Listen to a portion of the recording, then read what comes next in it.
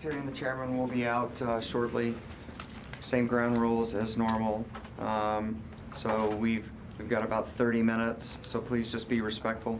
And so they'll both have an opening statement, and then we'll go into Q&A. And thanks for being here.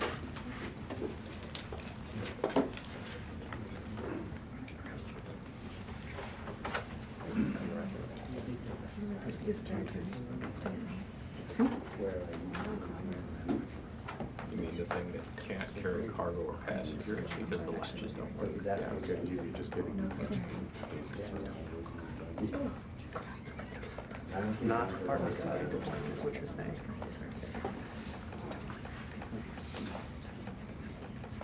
I just went before this, and then I was like considering whether I could spring and put on the floor, but I knew I would knock it over. Brand new coffee. Brand new coffee. True. Brand getting screwed would be me not having coffee. That's just difficult for everybody. So there's Terry would say, take off your shoes before you walk on the weekend. But don't walk through here. Minimize the number of steps you take. Yeah.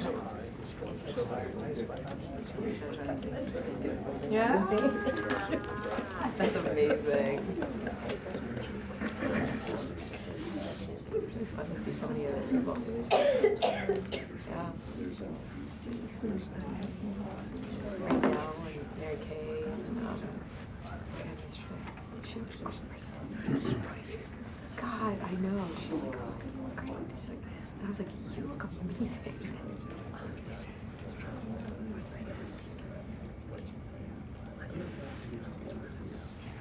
Mm-hmm.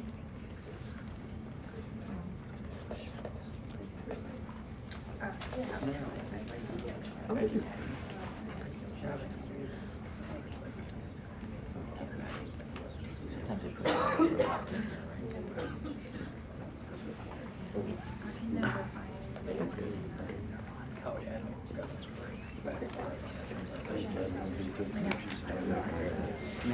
Yes.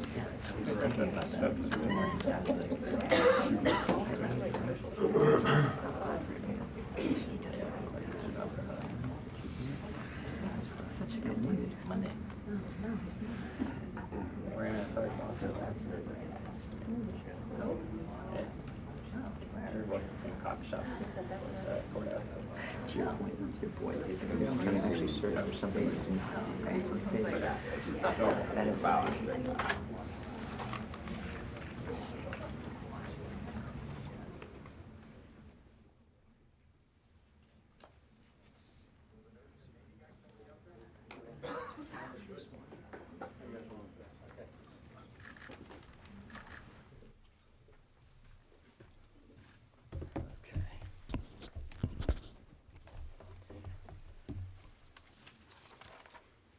Well, good afternoon, everyone. Over the past several days, Chairman Milley and I have been working closely with President Trump and the rest of the national security team to discuss the United States military operations in the Middle East. Today, we will provide you an update on the situation and announce some changes to the U.S. force posture in the region. Beginning with Syria, we oppose and are greatly disappointed by Turkey's decision to launch a unilateral military incursion into northern Syria. This operation puts our SDF partners in harm's way. It risks the security of ISIS prison camps and will further destabilize the region. From the president on down, we have communicated with the Turks on this issue. I spoke with Turkish Defense Minister Akar yesterday to express our strong opposition to Turkey's actions and reiterated the damage this is doing to our bilateral relationship. The chairman has similarly been in communication with his counterpart. As we previously reported, when Turkey notified us of an imminent military operation, we relocated a small contingent of less than 50 special operations soldiers out of the immediate zone of attack. This decision was made to ensure American troops were not caught up in the fighting between Turkish and Kurdish forces. The safety of our men and women in uniform remains our top priority. As such, we are repositioning additional forces in the region to assist with force protection as necessary. The SDF also transferred 2 ISIS militants, known as the Beatles, who were involved in the kidnapping and murder of U.S. and U.K. citizens in Syria, to our custody. They are being held in a safe and secure location in the region, but outside of Syria.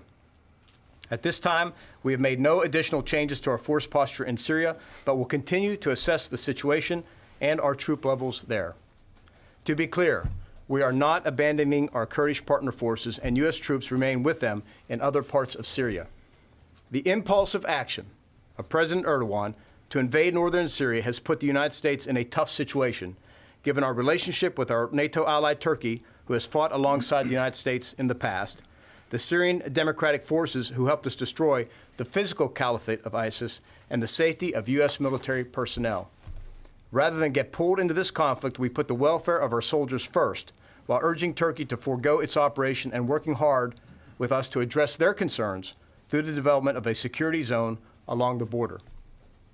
We remain in close coordination with the Syrian Democratic Forces who helped us destroy the physical caliphate of ISIS. But I will not place American service members in the middle of a long-standing conflict between the Turks and the Kurds. This is not why we are in Syria. We will continue to work with the 80 members of the Defeat ISIS Coalition and the Syrian Democratic Forces to ensure the defeat of ISIS. Turning to Iran, it is clear that the Iranians are responsible for the recent attacks on Saudi Arabian oil facilities. Our international partners agree, including the United Kingdom, France, and Germany, who have said so publicly. Despite Iran's attempts to deny their involvement, the evidence recovered so far proves that Tehran is responsible for these attacks. Iran's continued malign behavior is part of its larger campaign to destabilize the Middle East and disrupt the global economy. Iran's attempts to use terror, intimidation, and military force to advance its interests are inconsistent with international norms. Today, I spoke with the Saudi Minister of Defense to discuss the status of Saudi Arabia's defensive capabilities and our ongoing efforts to protect our partners from further Iranian aggression. Saudi Arabia is a long-standing security partner in the Middle East and has asked for additional support to supplement their own defenses and defend the international rules-based order. In response to continued threats in the region, I've ordered the deployment to the Kingdom of Saudi Arabia of 2 additional fighter squadrons and supporting personnel, along with additional Patriot and THAAD air and missile defense batteries. Taken together with other deployments I've extended or authorized within the last month, this involves about 3,000 United States forces. In fact, in response to Iranian provocations since May, the U.S. has deployed an array of additional capabilities to the region, including airborne early warning aircraft squadrons, maritime patrol aircraft squadrons, Patriot air and missile defense batteries, B-52 bombers, a carrier strike group, amphibious transport dock, unmanned aircraft, and engineering and support personnel. This has involved the deployment of about 14,000 additional U.S. forces to the region. The U.S. military has on alert additional Army, Navy, Marine, and Air Force units to quickly provide increased capability in the region if necessary. The United States remains committed to protecting our allies, ensuring the free flow of resources needed to support the global economy, and demonstrating our commitment to upholding the rules-based international order. I urge other like-minded countries, especially our allies in Europe, to follow the United States' lead and join us with their own defensive assets to ensure stability in the region.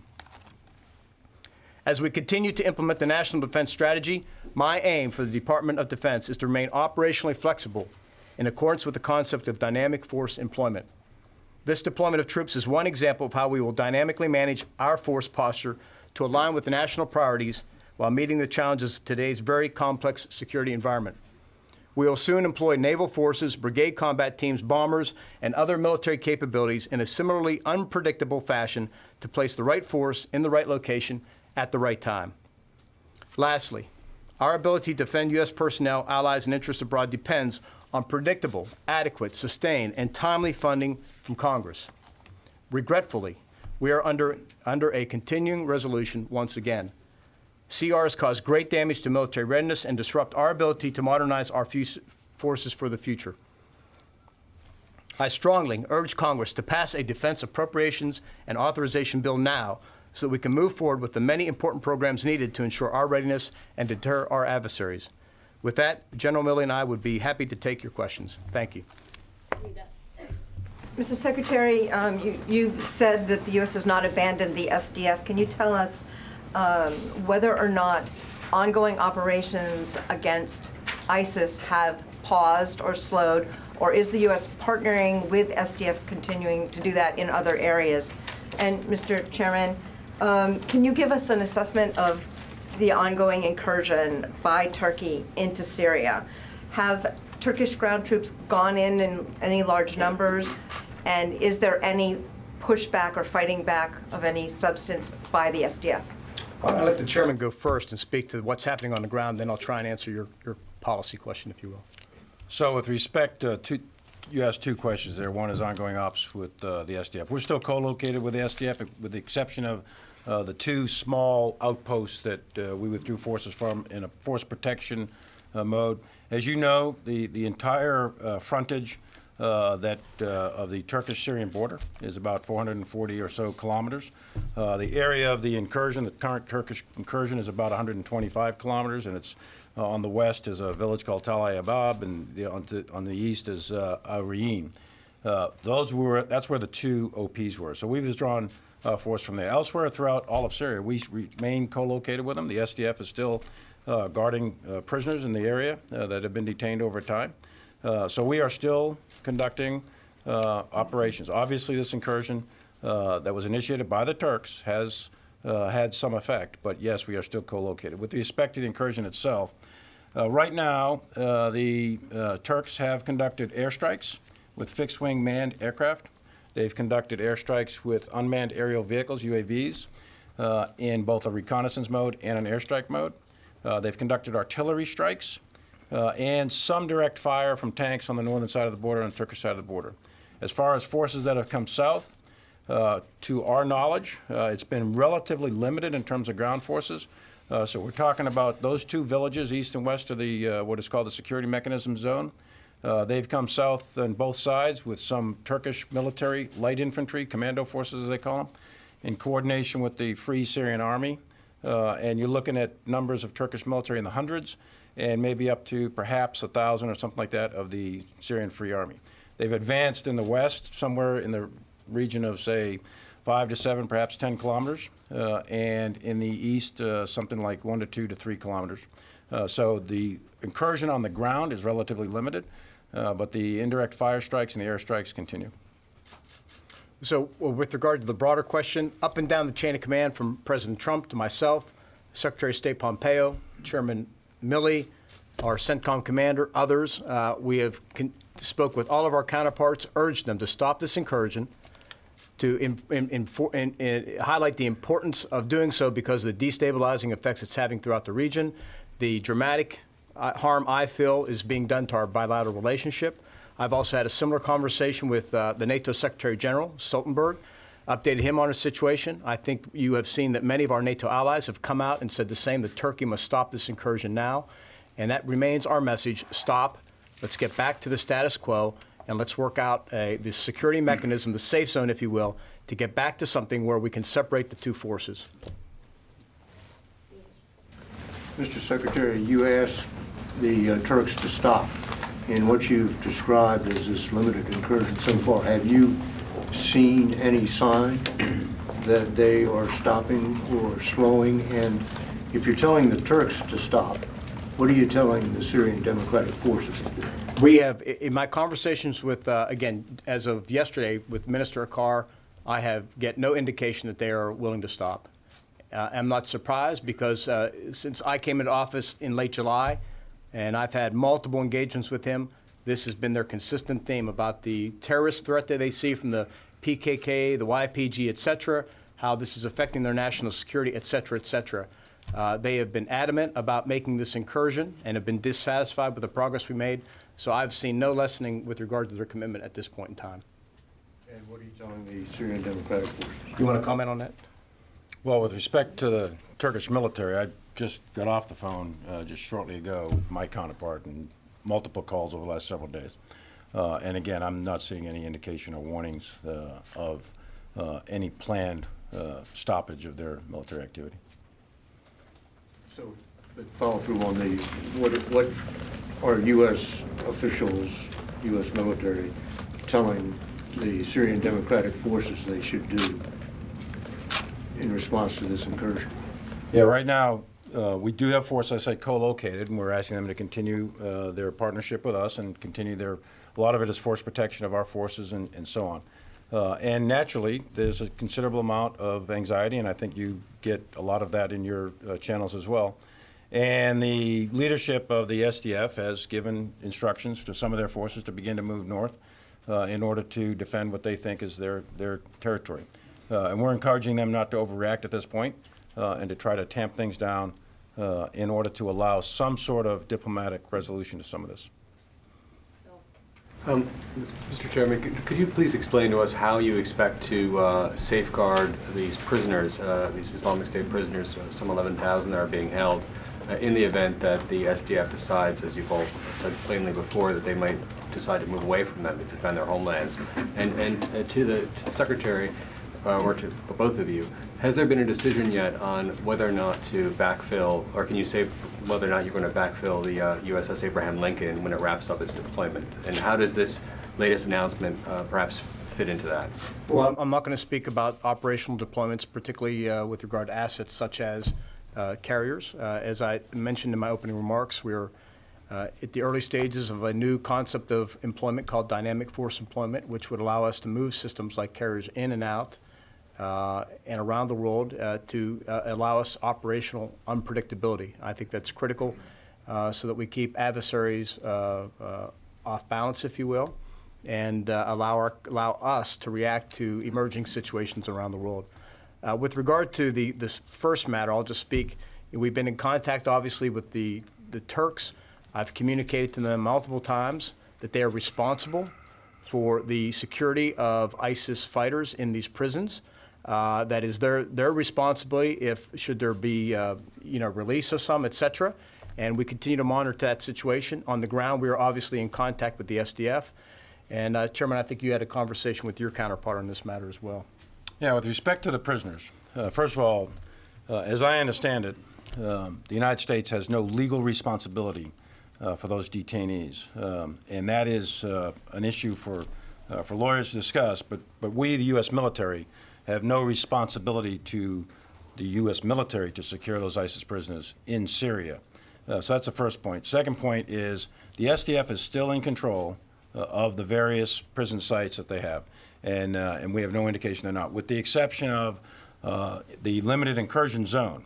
And on the phone call that I just had with General Gular, the head of the Turkish military, I confirm that he understands clearly that the Turkish military has responsibility not only for the prisoners, but for collateral damage, humanitarian assistance, all the rest of it, in the areas in which they are conducting a large-scale military operation.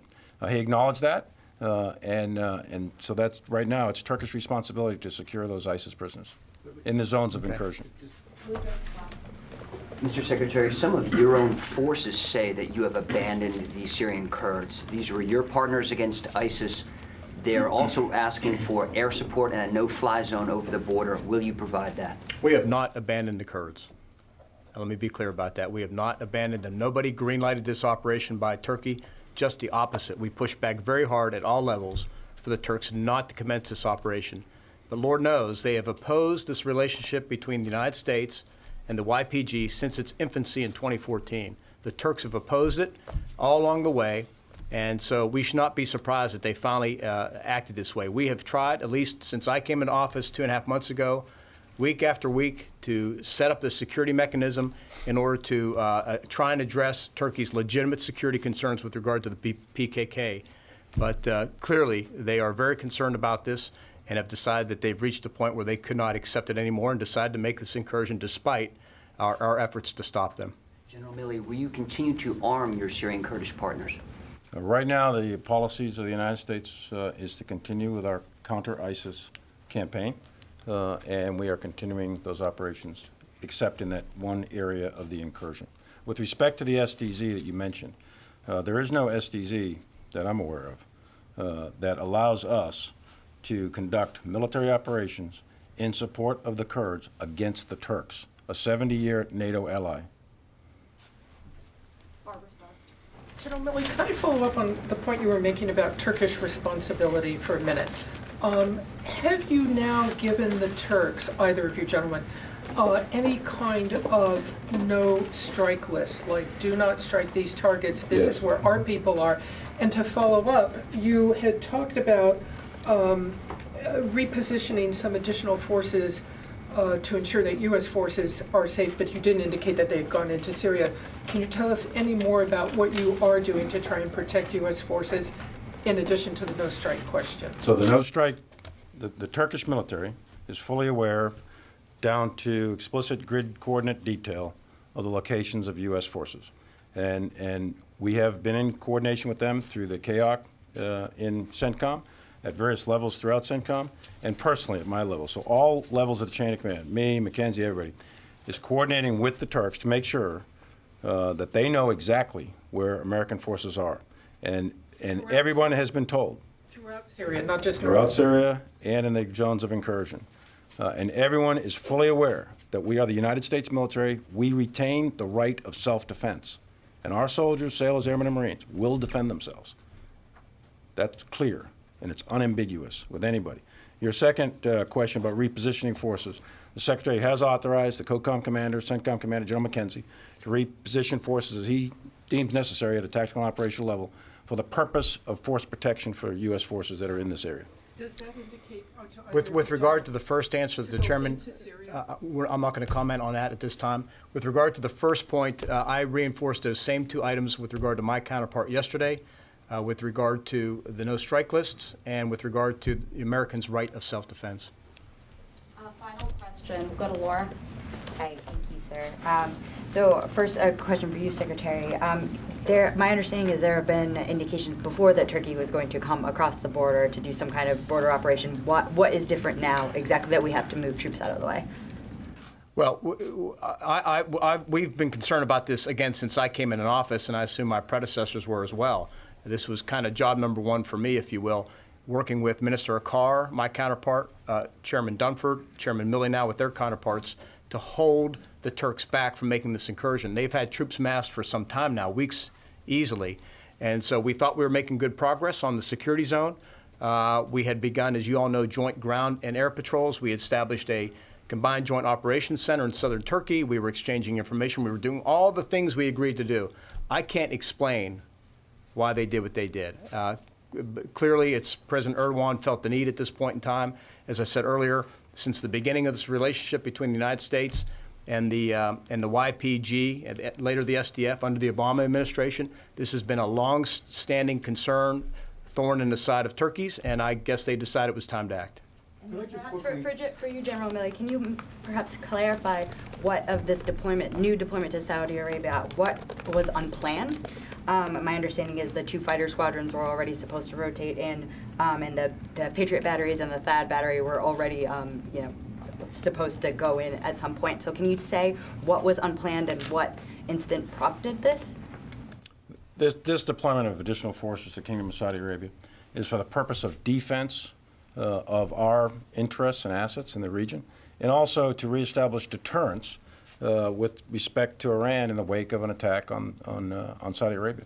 Unplanned, I'm not sure what you're getting at there. We have forces who are on prepare to deploy orders and in reserves. That's where they came from, and they are deploying in addition to forces that are already there. Yeah, can you just explain what, I know the fighter squadrons were already supposed to be And the rotating. Patriot batteries, and the were THAAD, and all those other forces. Is there anything that's new that Well, wasn't there's a planned? difference between putting folks on deployment orders and deploying them.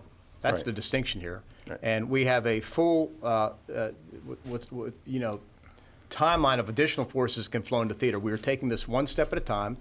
We've been concerned, based on what we hear from partners and allies in the region, about continued Iranian behavior. There are things we pick up, if you will, through intelligence that we thought it was important to continue to deploy forces to deter and defend, and to send the message to the Iranians: do not strike another sovereign state, do not threaten American interests, American forces, or we will respond. And I've said time and time again, do not mistake our restraint for weakness. If you will regret that. Can I just follow up on what Lucas Thank you all. was saying? Mr. Secretary? Thank you. Can I just follow up on?